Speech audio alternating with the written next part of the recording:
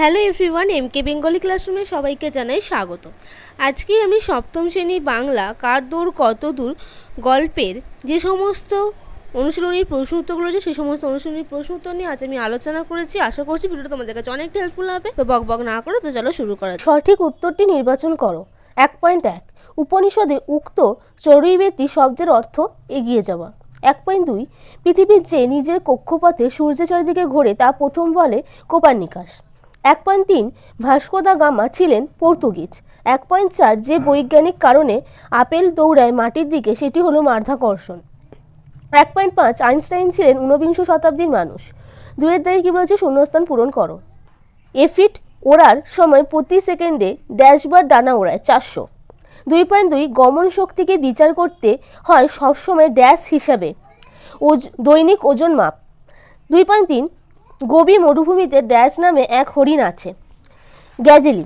2.4 dash টর্সন প্রতি বছরে 11,000 mile একবার উড়ে আসে আবার ফিরে যায় মেরু প্রদেশে।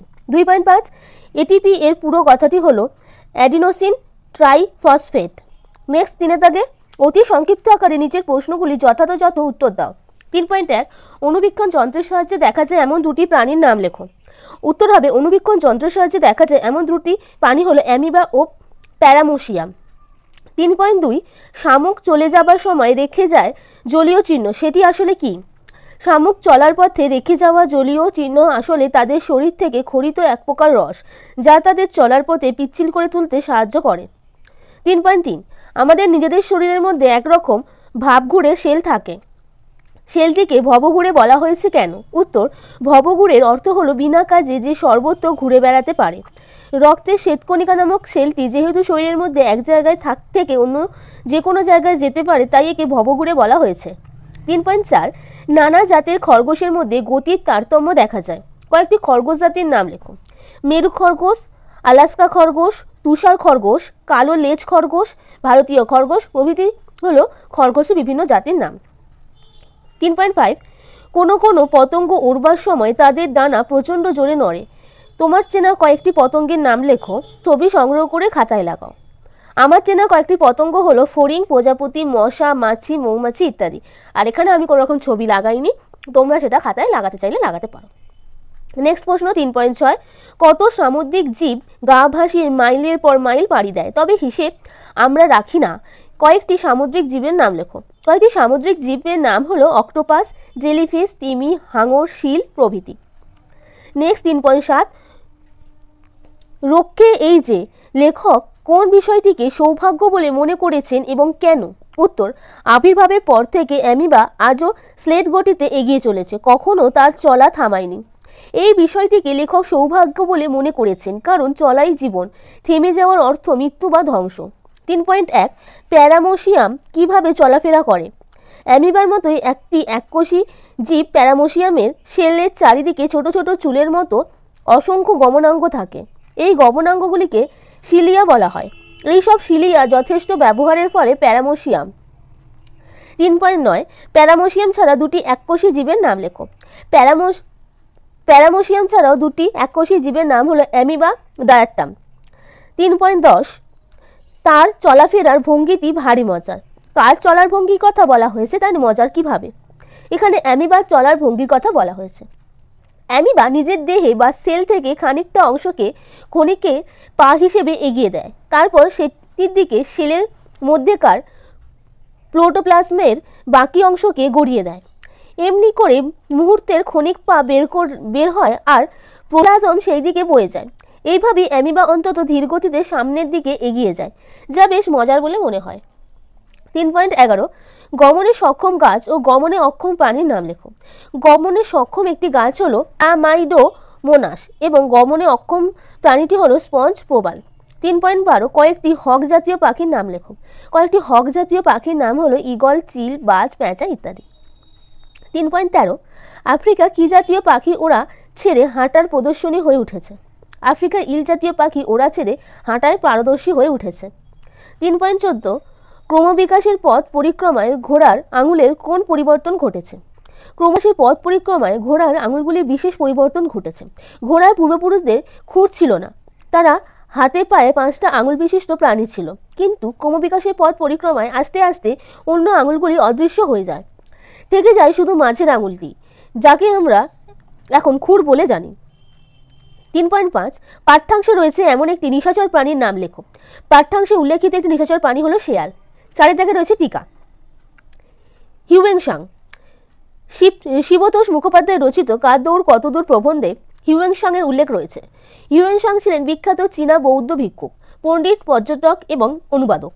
তিনি উত্তর ভারতের সম্রাট হর্ষবর্ধনের রাজত্বকালে চৈত্তিক এবং ভারতীয় বৌদ্ধ ধর্মের মধ্যে যে যোগসূত্র স্থাপন ব্যাপারে আগ্রহী ভূমিকা পালন করেছিলেন। তিনি তার ভারত ভ্রমণ শুরু করেছিলেন লালপো বা নামখানা থেকে। তিনি মূলত গৌতম বুদ্ধের নিদর্শন এবং স্মৃতিধন্য স্থানসমূহ প্রদর্শন এবং ভারতবর্ষ থেকে বৌদ্ধ ও অন্যান্য বৌদ্ধ ভিক্ষুদের রচনা সংগ্রহ করে নিজে যাওয়া জন্য এই ভ্রমণ শুরু করেছিলেন। শ্রীজ্ঞান দীপঙ্কর। শিবতোষ মুখোপাধ্যায় রচিত কার দৌড় কতদূর প্রবন্ধে শ্রীজ্ঞান দীপঙ্করের উল্লেখ রয়েছে। তিনি 982 খ্রিস্টাব্দে বিক্রমপুর পরগনায় বর্জযোগিনী গ্রামে জন্মগ্রহণ করেন। তিনি নালন্দা বিশ্ববিদ্যালয়ে অস্ত্র অধ্যায় করেন। পরবর্তীতে বিক্রমশীল মহাবিহারের অধ্যক্ষ ছিলেন। দীপঙ্কর তিব্বতে বিভিন্ন অংশে ভ্রমণ করেন এবং বৌদ্ধ ধর্মের ব্যাপক সংস্কার সাধন করেন। তিনি তিব্বতী বৌদ্ধ ধর্মে প্রবিষ্ট তান্ত্রিক পন্থার অপসারণের প্রচেষ্টা করে বিশুদ্ধ মহাযান মতবাদের প্রচার করেন। Vasco da Gama. Next, Vasco da Gama ছিলেন একজন পর্তুগিজ নাবিক এবং পর্যটক।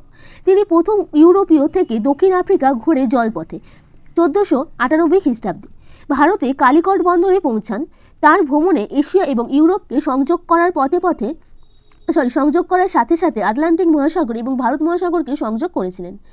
প্রাচী ও পাশ্চাত্যের মেলবন্ধন ঘটানোর জন্য তার এই ভারত আগমন এক ঐতিহাসিক ঘটনা।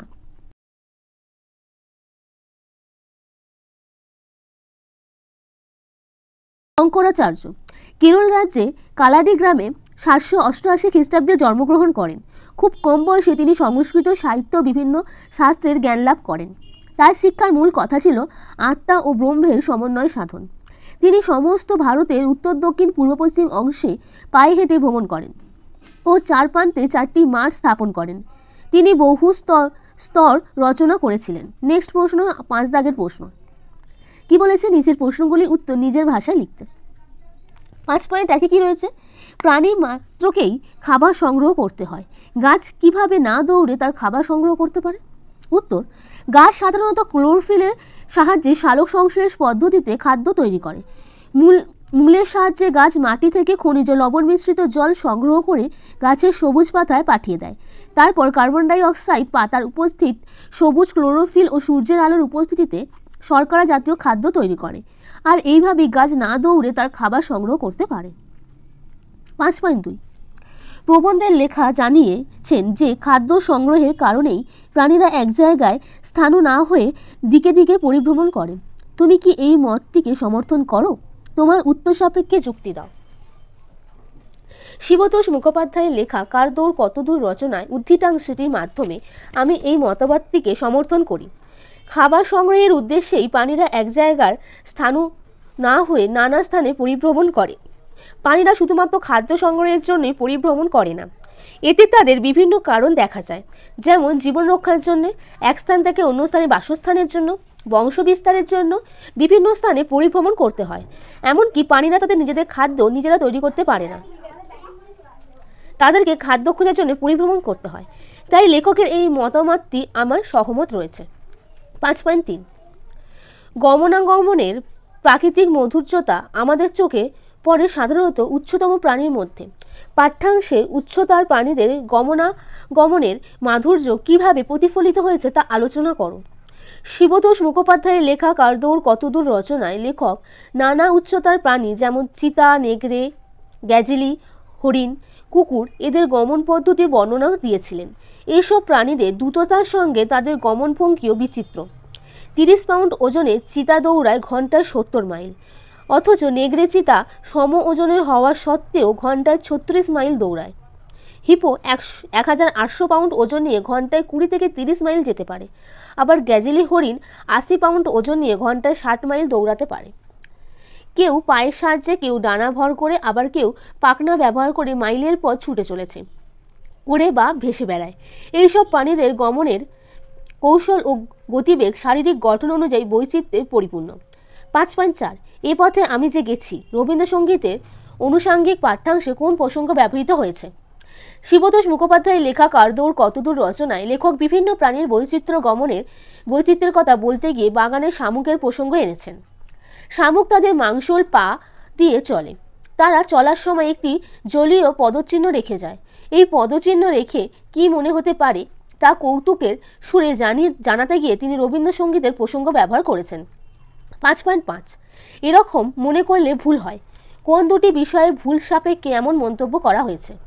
শিবতোষ মুখোপাধ্যায়ের লেখা কারদৌড় কতদূর রচনায় দুটি বিশেষ ভুলের সাপেক্ষে এমন মন্তব্য করা হয়েছে। হালকা কোনো পাখি হওয়ায় তীরের মতো ছুটে চলে যায়, অপরদিকে অত্যাধিক ওজন নিয়ে একটি হিপোকাদা ভেঙে থপথপ করে যাওয়া। এই দুটি গমন প্রসঙ্গে এক মনে করা ভুল হবে। আসলে গমন শক্তি বিচার করতে হয় সর্বাধিক দৈহিক ওজন ও অতিক্রান্ত পথের সময়, এই দুইয়ের বিষয়ে। 5.6 উচ্চতার জীবেদের পেশি কাজ করার ক্ষেত্রে কিভাবে শক্তি উৎপাদিত হয়? শিবতোষ মুখোপাধ্যায়ের লেখা কারদৌড় কতদূর রচনায় বলা হয়েছে উচ্চতর জীবকুল পেশি সঞ্চালনে তার গমনাঙ্গ নড়তে পারে, আর এই পেশি যখন কাজ করে তখন অ্যাডিশন ট্রাইফসফেট বা এটিপি নামক রাসায়নিক পদার্থের ক্রিয়া শক্তি উৎপন্ন হয়। 5.7 ক্রমবিকাশের ইতিহাস জানা যায় এ প্রসঙ্গে লেখক কোন তথ্যের অবতারণা করেছেন? শিবতোষ মুখোপাধ্যায়ের লেখা কারদৌড় কতদূর রচনায় বলা হয়েছে ক্রমবিকাশের ইতিহাস জানা যায় ঘোড়ার পূর্বপুরুষদের। এখানকার ঘোড়ার মতো ঘুরছিল না, হাতে পায়ে 5টা আঙুল বিশিষ্ট জীব ছিল। তারা কিন্তু ক্রমবিকাশের পথ পরিক্রমে আস্তে আস্তে অন্য আঙুলগুলি অদৃশ্য হতে শুরু করে। মাঝের আঙুলটি খুরে পরিণত হয়েছে, তাই উদ্ধৃতাংশের মধ্যেই প্রসঙ্গটির উল্লেখ রয়েছে। 5.8 মনের দৌড়ে মানুষ চ্যাম্পিয়ন। এমন কয়েকজন মানুষের কথা লেখো যাদের শারীরিক অসুবিধা থাকলেও মনের দৌড়ে সত্যি তারা প্রকৃত চ্যাম্পিয়ন হয়ে উঠেছেন। শারীরিক অসুবিধা থাকলেও মনের দৌড়ে প্রকৃত চ্যাম্পিয়ন এমন কয়েকটি মানুষ হলো হেলেন কেলার, যিনি অন্ধ ও বধির হওয়া সত্ত্বেও সমাজসেবা কাজে তিনি বিশ্বখ্যাতি অর্জন করেছিলেন। 2 স্টিফেন হকিংস, যিনি সম্পূর্ণ অকর্মণ্য হওয়া সত্ত্বেও তিনি একজন বিশিষ্ট বিজ্ঞানী ছিলেন। 3 গ্রিক কবি হোমার ছিলেন অন্ধ থাকা সত্ত্বেও তার রচিত দুটি মহাকাব্য ইলিয়াড ও ওডিসি তার বিশ্বখ্যাতি এনে দিয়েছিলেন। এছাড়াও বিথোফেন, সুধাচন্দ্রন, মাসুদুর রহমানের ভন্নগথ প্রভৃতি ব্যক্তিদের নাম করা যেতেই পারে। 5.9 মানুষ এখন শুধু নিজে চললেই ক্ষান্ত নয়, নিজের চলা ছাড়া বর্তমানে মানুষ কী কী জিনিস চলতে সক্ষম। মানুষ নিজের চলা ছাড়াও সে একজন চালকও বটে। সে জলচক্রের চালনায় জাহাজ, ট্রলার, স্টিমার, ডুবোজাহাজ ইত্যাদি। এছাড়াও সে নানা রকম আরও জলযান চালায়। সে স্থলপথে চলায় বাস, ট্রাক, রেলপথে রেলগাড়ি, আবার নানান যানবাহন। আকাশপথে চালায় এরোপ্লেন, জেট প্লেন এবং আরও কত কী। মানুষ নিয়মে ছুটে চলেছে দূর দূরান্তে যানবাহন করে, এমনকি মানুষ মহাকাশও পাড়ি দিয়েছে রকেটে করে। তো ভিডিওটা কেমন লাগলো অবশ্যই কমেন্ট করে জানিও। যারা এখনও পর্যন্ত কমেন্ট করোনি তাদের কাছে রিকোয়েস্ট রইলো তারা অবশ্যই কমেন্ট করে নিও, যাতে এই ধরনের ইনফরমেশান তোমরা পেয়েছো। আর যারা যারা সাবস্ক্রাইব করেছো, যারা যারা এই ধরনের ইনফরমেশানগুলো পাচ্ছ, তাদের কাছে রিকোয়েস্ট থাকবে তোমরা তোমাদের বন্ধুর কাছে এই ধরনের ইনফরমেশানগুলো